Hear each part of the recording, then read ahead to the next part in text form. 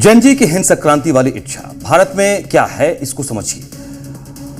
इसके अलावा यह समझना भी जरूरी है कि किस तरीके के हालात अब नए तौर पर बनते नजर आ रहे हैं। कल हमने राहुल गांधी के वोट चोरी वाले आरोप को डिकोड किया था, आपको याद होगा। यह समझने की कोशिश की कैसे इस आरोप के साथ बढ़ता विपक्ष ब्रांड मोदी की लोकप्रियता को नकार रहा है। अब तक आप सामने वाले की ताकत का सही आकलन नहीं करेंगे तब तक विरोधी की उस ताकत को भी आप नहीं मान पाएंगे। तब तक कैसे उसके खिलाफ सटीक रणनीति तैयार कर पाएंगे, यह समझना होगा। अपने इसी वोट चोरी वाले आरोप को आगे बढ़ाते हुए राहुल गांधी ने एक नया विवाद खड़ा कर दिया है। उन्होंने इशारों में कुछ ऐसा कह दिया जिसे सियासी ब्लंडर कहना गलत नहीं होगा। वो भारत में नेपाल जैसे हिंसक जनजी क्रांति की उम्मीद कर रहे हैं। वो भारत के लोकतंत्र को नेपाल के नए नवेले लोकतंत्र से कमतर दिखाने की कोशिश कर रहे हैं। वो भारत जिसे लोकतंत्र की जननी कहा जाता है, जहां लोकतंत्र की स्थापना नेपाल या दूसरे पश्चिमी देशों की तरह किसी हिंसक क्रांति से नहीं बल्कि जन कल्याण की स्वैच्छिक भावना से हुई, और आजादी के 78 सालों के बाद भी भारत अपने उसी डेमोक्रेटिक वैल्यूज को संभालते हुए आगे बढ़ रहा है जिसमें हिंसा की कोई जगह नहीं है। 140 करोड़ भारत के लोग हर 5 साल पर अपना नेतृत्व तय करते हैं। दुनिया की राजनीति में भारत के लोकतांत्रिक व्यवस्था की मिसाल दी जाती है। इतनी बड़ी आबादी वाला देश, इतनी ज्यादा विविधता वाला देश शांतिपूर्ण तरीके से अपना प्रधानमंत्री चुनता है। यह बात दुनिया के बड़े बड़े नेताओं को हैरान करती है। आगे बढ़ने से पहले हम चाहते हैं राहुल गांधी जैसे नेता एनसीईआरटी की 8वीं क्लास की किताब में भारत के लोकतंत्र के बारे में क्या लिखा है उसे पढ़ें। भारत को ठीक से वो जाने। पहले इसे समझिए कैसे भारत का लोकतंत्र दुनिया के लोकतंत्र से अलग है। भारत लोकतंत्र की जननी कहा जाता है। लोकतंत्र भारत की परंपरा किताब के पेज नंबर 3 में लिखा है। ऐतिहासिक रूप से 18वीं सदी के यूरोप और अमेरिका में उदार लोकतंत्र के उदय के साक्ष्य मिलते हैं, जब यूरोपीय पुनर्जागरण यानी कि रेनेसां के उपरांत राष्ट्र राज्य व्यवस्था का उदय हुआ। 30 वर्षीय युद्ध में हुई अपार जनहानि के बाद 1648 ईस्वी में वेस्टफेलिया की संधि ने गणतंत्रीय विचारों और संस्थाओं का मार्ग प्रशस्त किया। एक तो यह हिस्सा है जो बताता है कैसे यूरोप और अमेरिका में हिंसक क्रांति के बाद लोकतंत्र का उदय हुआ। चलिए अब किताब के आगे के हिस्से में चलते हैं। भारत का नाम पूरी दुनिया में बहुत आदर और सम्मान के साथ लिए जाने का एक कारण यह भी है कि जहां दुनिया में लोकतंत्र का उदय एक लंबे संघर्ष और रक्तपात से हुआ, वहीं भारत की प्राचीन शासन पद्धति में ही शासकों के मर्यादित रहने और प्रजाहित के प्रति समन्वय दायित्व बोध के उपाय किए गए थे, यानी जनहित के लिए प्रजातंत्र को अपनाया गया। यही कारण है कि विश्व के अनेक लोग आज भारत आने और भारत की सांस्कृतिक विशिष्टता और वैविध्य को जानने के प्रति उत्सुक रहते हैं। किताब में आगे जो लिखा है उसे देखने के बाद आप कहेंगे ये आज की बात है। किताब में लिखा है, आज भारत की राजनीतिक व्यवस्था में सत्ता का हस्तांतरण बहुत ही स्वाभाविक और सहज रूप से बिना किसी रक्तपात और हिंसक प्रदर्शन के मात्र नियमित विधिक निर्वाचन के माध्यम से संपन्न होता है, जबकि हमारे पड़ोसी देश पाकिस्तान, नेपाल, चीन, म्यांमार, श्रीलंका और मालदीव जैसे देशों में लोकतंत्र के लिए नित्य नई चुनौतियां उत्पन्न होती रहती हैं। नेपाल, बांग्लादेश, श्रीलंका में आज क्या हो रहा है हम सब जानते हैं। किताब में इस बात पर खासा जोर दिया गया है कैसे हमारा लोकतंत्र दुनिया के लोकतांत्रिक मॉडल से अलग है। यहां कभी भी हिंसक क्रांति के लिए कोई जगह नहीं रही है, यह स्पष्ट तौर पर किताब में लिखा हुआ है। लेकिन राहुल गांधी क्या कहने की कोशिश कर रहे हैं? भारत में नेपाल, बांग्लादेश की तरह युवा सड़कों पर उतरे, कोहराम मचाए और मौजूदा सत्ता को उखाड़ फेंके। राहुल गांधी ने क्या लिखा है उसे जानिए, उसे समझिए। राहुल गांधी ने एक्स पर अपने पोस्ट में लिखा, देश का युवा, देश के छात्र, देश की जनरेशन जेन जी संविधान बचाएगी, लोकतंत्र की रक्षा करेगी, वोट की चोरी रोकेगी। मैं हमेशा उनके साथ खड़ा हूं। जय हिंद। बेशक अपने इस पोस्ट में राहुल गांधी ने सीधे तौर पर नेपाल का जिक्र नहीं किया है, लेकिन नेपाल में पिछले दिनों क्या हुआ, कैसे हुआ, दुनिया जानती है, भारत के लोग जानते हैं। राहुल के इस बयान की गंभीरता को समझना होगा। राहुल गांधी कोई छोटे मोटे नेता तो है नहीं, वो लोकसभा में नेता प्रतिपक्ष है।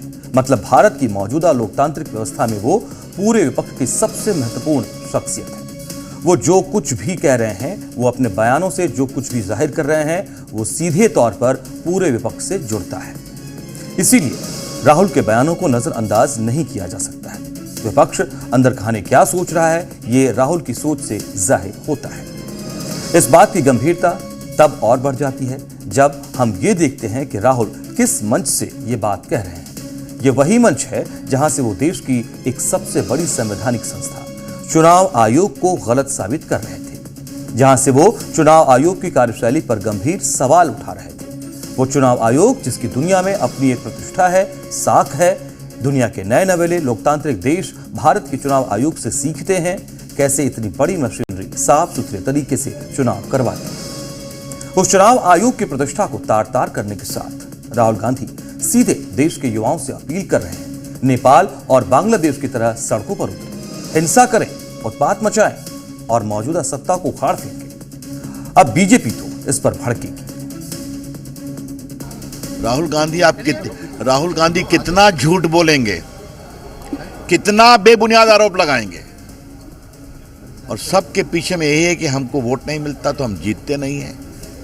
तो ऐसे तो आपकी हालत और खराब होगी। लेकिन जो कल ट्वीट किया है वो बहुत पीड़ादायक है। उन्होंने जैन जी को उकसाने का काम किया है। लोकतंत्र को आप बताइए, बचाइए, संविधान को आप बताइए और वोट चोरी को आप बचाइए।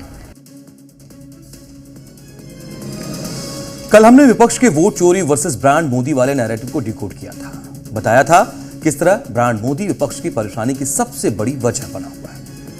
अब जिस तरह से विपक्ष के नेता की तरफ से जेनजी वाले हिंसक आंदोलन की इच्छा जताई जा रही है, तो क्या यह मान लिया जाए कि विपक्ष ब्रांड मोदी के आगे पस्त हो चुका है? आखिर इतनी नाराजगी क्यों? क्या इस वजह से नरेंद्र मोदी तीसरी बार देश के प्रधानमंत्री चुन लिए गए? तीसरे लोकसभा चुनाव में भी जनता ने ब्रांड मोदी पर मोहर लगा दिया? ऐसा नहीं है। भारत की जनता ने पहली बार किसी को तीसरे दफे प्रधानमंत्री बनने का मौका दिया हो। पीएम मोदी लगातार 3 बार पीएम की शपथ लेने वाले देश के दूसरे नेता हैं।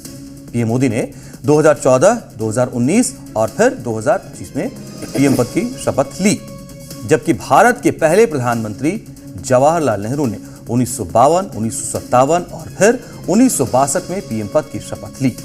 ऐसा करने वाले वो भारत में पहले नेता बने। अब इस बात पर राहुल गांधी की नाराजगी समझ से परे है। नाराजगी का आलम देखिए, राहुल गांधी भारत के लोकतांत्रिक सेटअप को ही खारिज करने में लगे। अब उन्हें लगता है नहीं कि चुनाव की मौजूदा व्यवस्था में उनकी पार्टी कोई बड़ी जीत हासिल कर सकती, न जीत वाले नंबर आएंगे, न वो पीएम बन सकेंगे। ये उनकी हताशा को दिखाता है। ऐसा लगता है राहुल नेपाल के उस जेनजी आंदोलन को भी सही तरीके से नहीं समझ पाए। अगर वो ठीक से समझते तो अपनी इस दबी इच्छा को सार्वजनिक करने से बचते, लेकिन ऐसा नहीं किया। नेपाल में जो जेनजी आंदोलन हुआ उसकी जड़ में सबसे बड़ी वजह भ्रष्टाचार था। युवाओं के अंदर इसे लेकर नाराजगी थी। दूसरा सबसे बड़ा मुद्दा राजनीति में वंशवाद बना। नेताओं के परिवार वालों की महंगी लाइफस्टाइल देखकर नेपाल का जेनजी भड़क गया। एक तरफ वो पढ़ाई लिखाई के बाद नौकरी के लिए धक्के खा रहे हैं, वहीं दूसरी तरफ नेताओं के बेटे बेटियां शानदार जिंदगी जी रहे हैं, मजे कर रहे हैं। यही बात जेनजी को सबसे ज्यादा चुभी। ऐसा भारत में भी हो रहा है। कांग्रेस के अंदर का हाल देखिए। एक नेता जिसके नेतृत्व में बार बार पार्टी खराब परफॉर्म कर रही है, वही पार्टी का सर्वे सर्वा बना हुआ है, क्योंकि वो गांधी परिवार से आता है।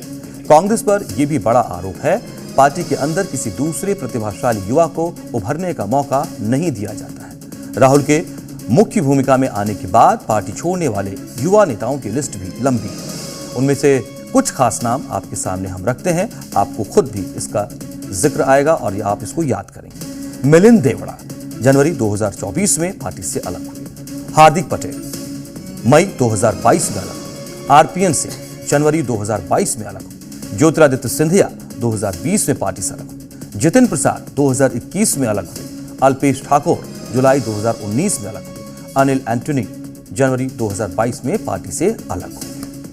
तो नेपाल में सोशल मीडिया बैन तो बस ट्रिगर साबित हुआ।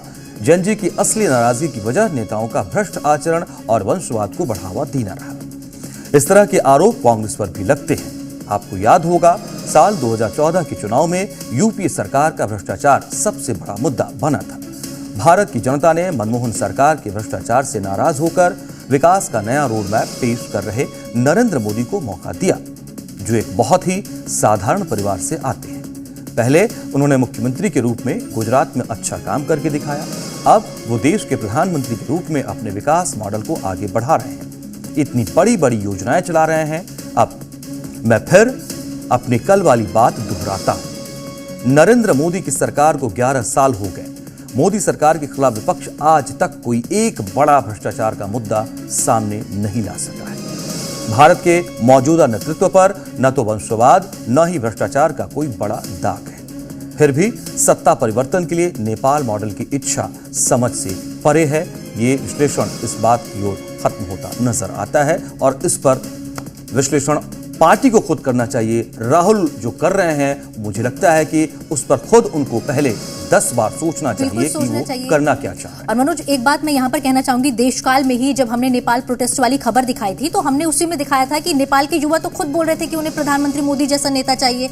तो फिर नेपाल जैसा प्रोटेस्ट की मांग राहुल गांधी द्वारा करना, मतलब इच्छा जताना, डायरेक्टली उन्होंने नहीं कहा लेकिन इशारा उसी तरफ था। तो क्या ये पासा उन पर उल्टा भी पड़ सकता है, क्योंकि ब्रांड मोदी जो है वो सोशल मीडिया पर एक्टिव है और सोशल मीडिया पर जेनजी बड़ी तादाद में है और वहीं से विकास का और राष्ट्रवाद का मैसेज भी ब्रांड मोदी द्वारा दिया जाता है। बिल्कुल स्पष्ट है। और देखिए, बिल्कुल एकदम साधारण सी कहावत है, कथनी और करनी में फर्क होता है, लेकिन आप क्या कर रहे हैं, क्या कह रहे हैं, आपको इसका फर्क खुद नहीं समझ में आ रहा है। हमने आज यही विश्लेषण किया है। हमने बताया शुरुआत में कि कैसे आप एजेंडा जो आगे बढ़ाना चाह रहे हैं उसका हश्र जो है गलत नियत, गलत सोच की वजह से आपको दूसरे चुनाव में देखने को मिल गया।